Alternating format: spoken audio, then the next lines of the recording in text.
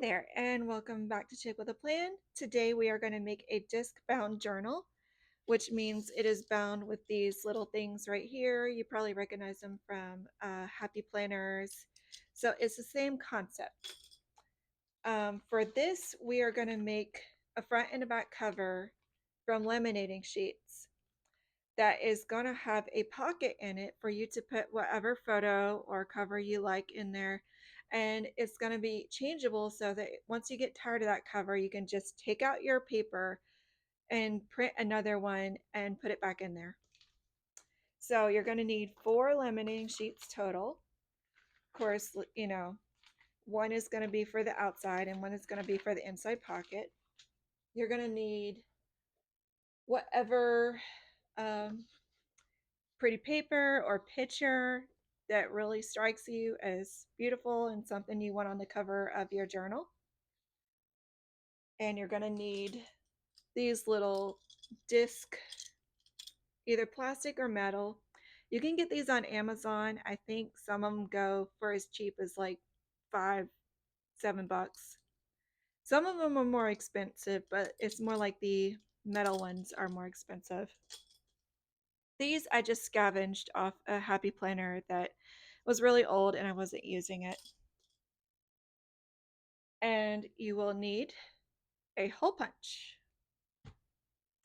and also a laminator. All right, so I've already cut these right here just to save a little bit of time. So the outside of the cover, you're going to leave with the seam intact. The inside for the pocket, and static is attracting everything, you are actually going to cut the seam off because it makes it harder for you to flip it this way to make the pocket.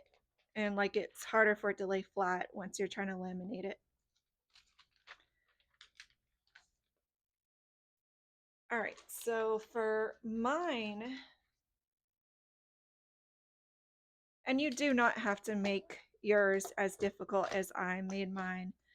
I make the pages for my stuff literally a square, like 8.5 by 8.5. Just, I guess, because I'm a glutton for punishment. So for my cover, I'm going to make it a total of 9.75 in inches, just because I want to have a 0.5-inch margin for punching.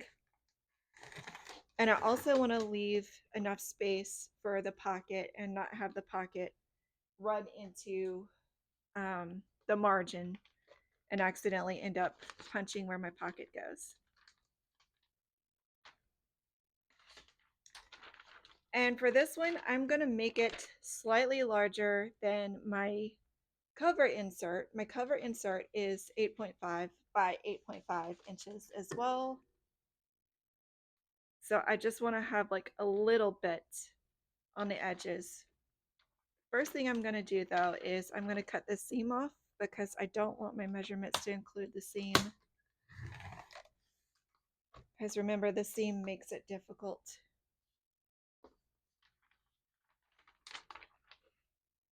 All right, so I'm going to put it at 8.75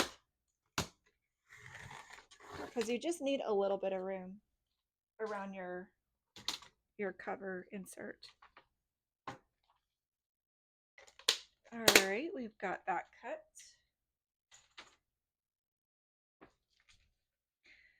So for actually creating the pocket, you're going to take the laminate that is the main cover piece, the one that has the seam. You're going to take, actually, I forgot to cut a little bit off the bottom part. 1 second, please. It's getting ahead of myself. If you don't trim the bottom off the pocket insert, you're going to have where it's just hanging over, or you're going to have it where your stuff can just slide right through, and you don't want that.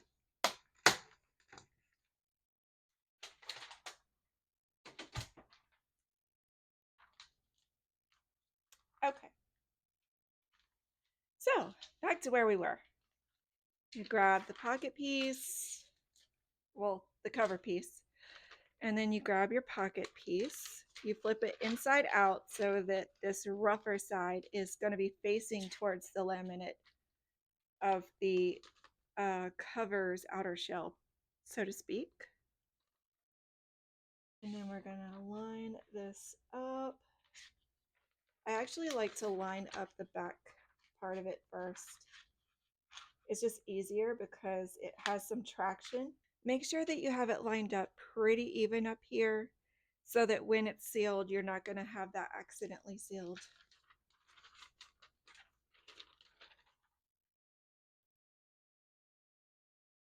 All right, and once you have it lined up, just go ahead and close it like that.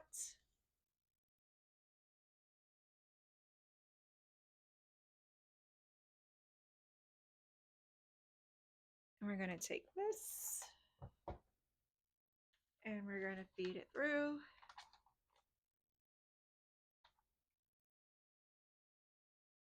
Okay, so I went ahead and made the second one as well. And something I wanted to show you is even if you did your best to try to keep it from sealing at the top, sometimes you can just go through, pry a nail or something down in there, and it will come right open. So it's not a big deal. So we're going to go ahead and hole punch these. I think because my disc hole punch is kind of old, that it's just, you know, it's sticking a little bit here and there, and it's getting a little angry and, you know, old. So sometimes I have to go through and literally knock some of the pieces back out. I've tried greasing it. I don't know what to do with it. But anyways, so here we go. You've got your pieces.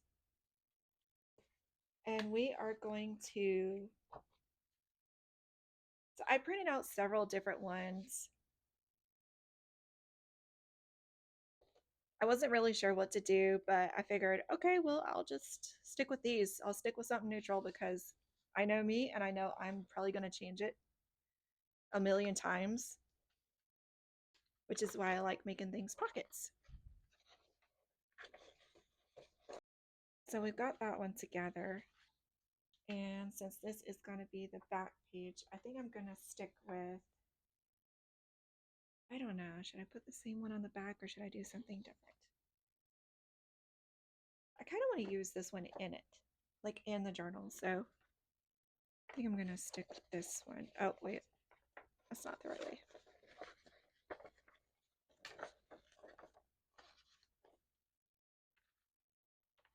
And if your pages don't fit all the way, you can always cut them down a little bit.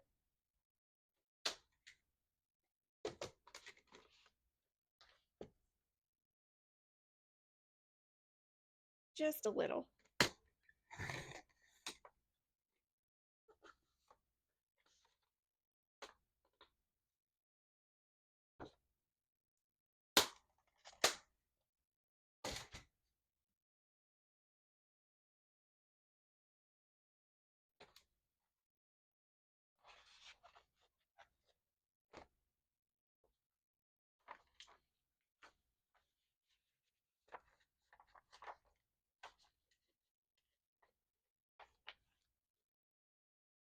All right. And now you have your back page or your back cover.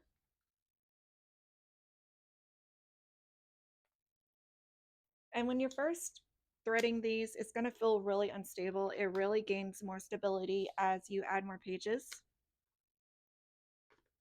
So don't worry if these like start falling off or come out somehow.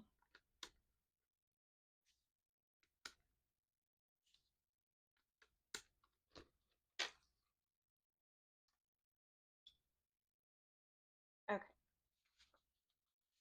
So I've got some paper right here that I've made. My square paper that I like to make things so difficult with. And at first it's not going to be really fun trying to thread this stuff in. See, like that, it just came out.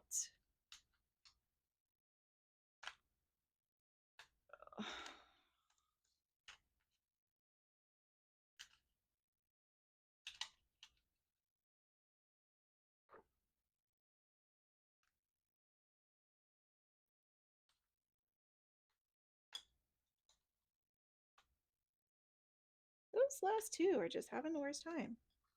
Why is that? All right, so something I wanted to do is I wanted to be able to divide my journal into sections because I think for you to really get the most out of your journal, it's got to be organized. So for mine, I am choosing to do like a daily purge section and then like a life projects goal section. And then I'm going to add a section that is more scrapbooky and more just reflecting on different events and stuff in a visual pattern.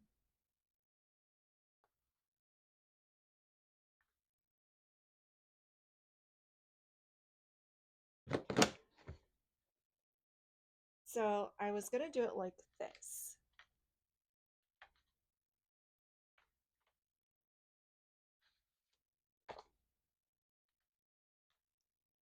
So these are going to be the dashboards or the section dividers.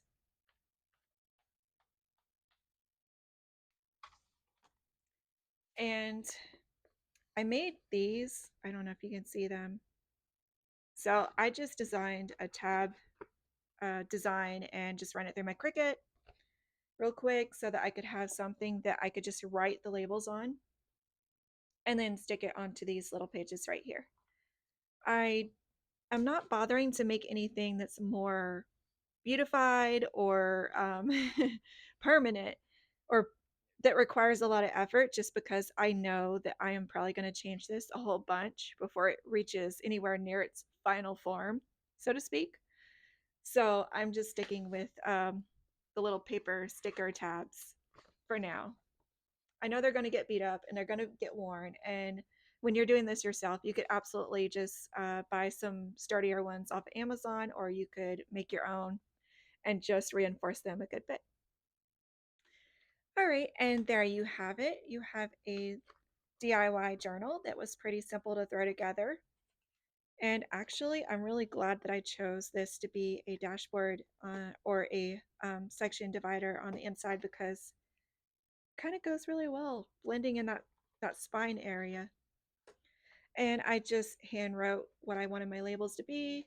It doesn't have to be anything complicated, and it doesn't matter if your handwriting is crap. Just create something that you can build with, and of course, as you go, your skills will get a whole lot better, and you'll be able to make something that you absolutely love.